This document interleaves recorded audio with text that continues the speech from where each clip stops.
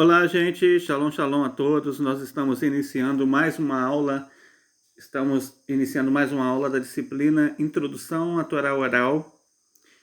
E até aqui nós já vimos algumas questões importantes, dentre as quais já vimos que a Torá Oral foi dada a Moshe Rabbeinu no Monte Sinai. Ficou bem claro isso. Na última aula explicamos por que Hashem deu a Torá escrita e a Torá oral. Ou seja, que é praticamente impossível de alguém entender a Torá escrita sem o auxílio da Torá oral. É praticamente impossível. E agora nós vamos responder, uma pergunta que muitas pessoas fazem. E dentre essa pergunta, muitos perguntam, olha, já entendi que a Hashem deu a Torá oral a Moshe Rabbeinu, já entendi também que essa Torá oral é necessário ter essas explicações para mim poder entender o que de verdade está escrito na Torá. Agora, tudo bem, mas se ela era oral, por que hoje ela se encontra em livros, né? Por que ela está compilada? Se era para oral, era para ser transmissão verbal, correto? Sim, ótimo, está correto esse pensamento. Na realidade, era para ser assim. Mas vamos descobrir o que levou a Torá oral a ser registrada. Falamos registrada porque ela foi dada a Moshe Rabbeinu. A Torá oral, o Talmud, não passou a existir a partir da data que ele foi registrado em livros. Não. Ele já existia desde Moshe Rabbeinu. E é o que nós vamos ver aqui. Atenção, aqui nós vamos usar uma cronologia que não é a cronologia gregoriana, tá bom? Ou seja, nós não usamos a cronologia de tantos anos antes de ou tantos anos depois de... Não. Nós usamos uma cronologia contando desde a criação do primeiro homem, de Adam Arishon.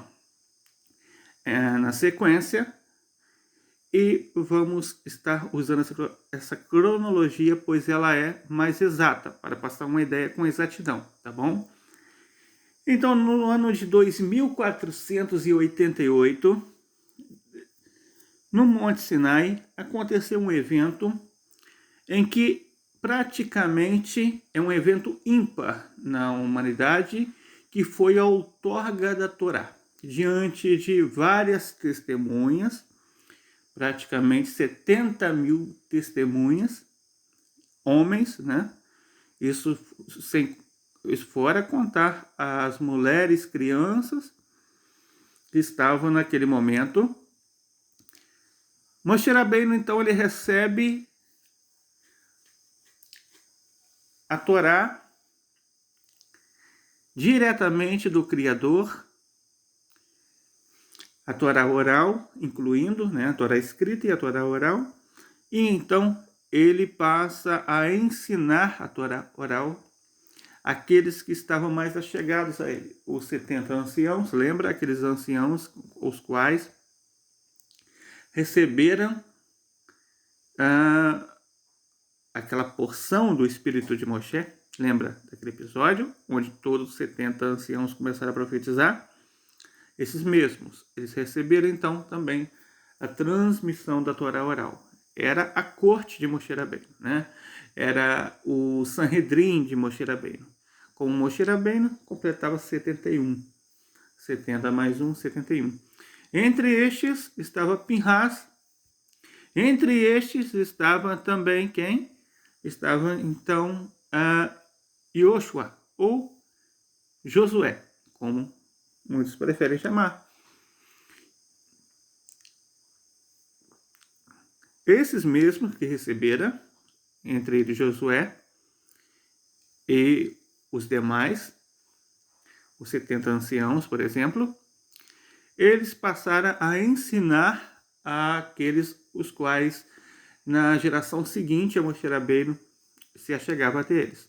E daqui nós começamos o período de transmissão dentro do período profético. O primeiro período é o período do Monte Sinai, do qual o próprio Moshe Rabbeinu recebeu, e ele transmite agora a Josué, que transmitirá por sua vez aqueles depois dele, né? Então, ao todo, Josué ele ensinou a Torá oral a muitos anciãos que receberam a tradição dele. Entre esses anciãos estava Pinhas também, e também os próprios anciãos, que foram os que passaram a geração seguinte, a geração de Eli. Aqui nós temos o Eli. Quem é o Eli? O Eli é o Eli, o sacerdote. Aquele mesmo que os filhos de Eli, da história lá do Shemuel, o livro de Samuel, dos quais os filhos dele não eram bons exemplos, mas Eli recebeu essa transmissão também. E é esse próprio Eli que ele vai passar essa transmissão a quem? A Shemuel, a Samuel. Samuel aqui é o Samuel profeta. Samuel, filho de Ana. Esse Samuel, filho de Ana, né? Esse Samuel que também foi aquele que escreveu o livro dos Juízes. Ele escreveu o livro dos Juízes e também escreveu o seu próprio livro, Samuel, mas quem terminou ele foi Gad e Natã, que eram seus discípulos. Samuel também ensinou ao seu tribunal, e aqui, gente, a gente vai falar muito sobre tribunal e corte, tá? Quando nós falamos sobre tribunal e corte, vocês queiram entender o seguinte: nós estamos falando de praticamente pessoas que estavam sob as ordens de outro. Cada profeta é um líder da geração, tá? Cada profeta é o Moshe daquela geração.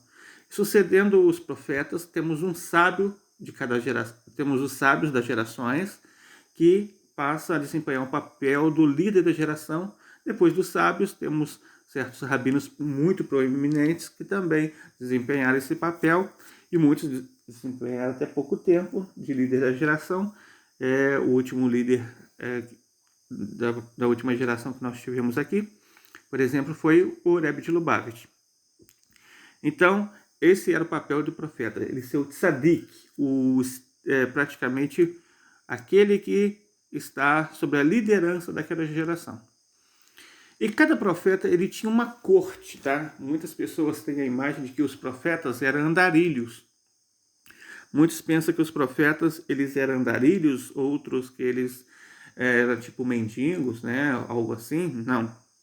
Um profeta era alguém que ele tinha uma academia, ou seja, é alguém que tinha uma escola. É muito comum encontrarmos escolas de profetas, por exemplo. Elisha, né, foi discípulo de Eliyahu Hanavi. Não vamos pensar que Eliyahu Hanavi só teve Eliseu de discípulo, ele teve muitos outros. O que se destacou foi Eliseu.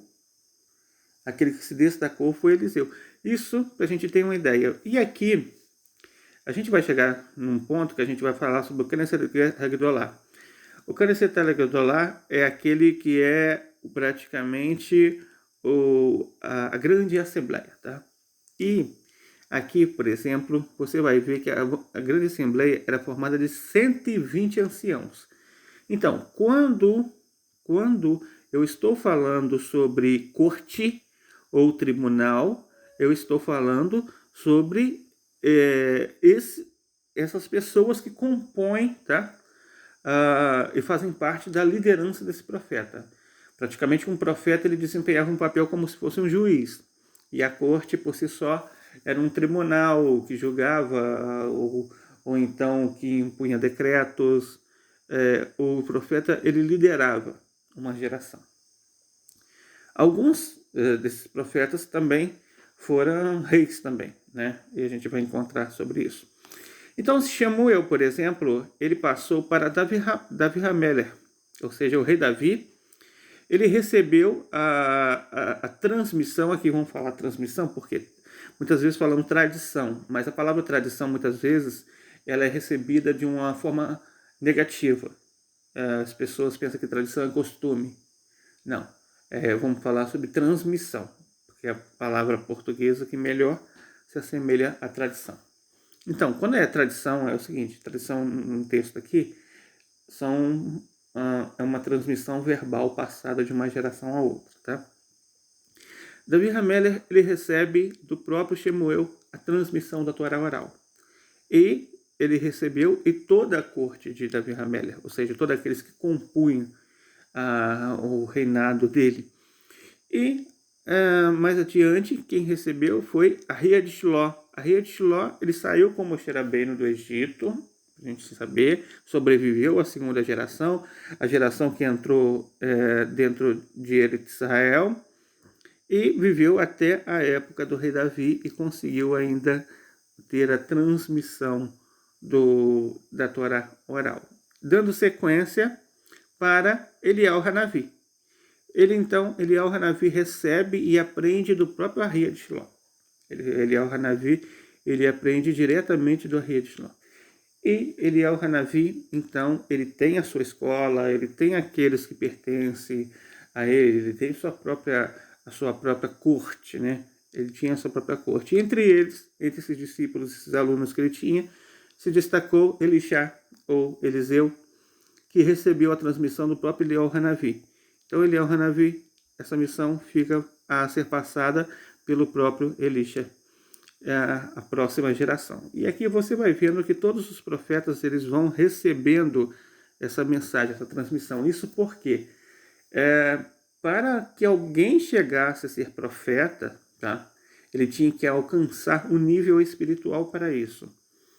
E esse nível espiritual que o profeta alcançava, era necessário que, então, esse profeta, ele chegasse a um ponto de mérito, tal que ele pudesse receber a Torá, receber esse espírito de profecia.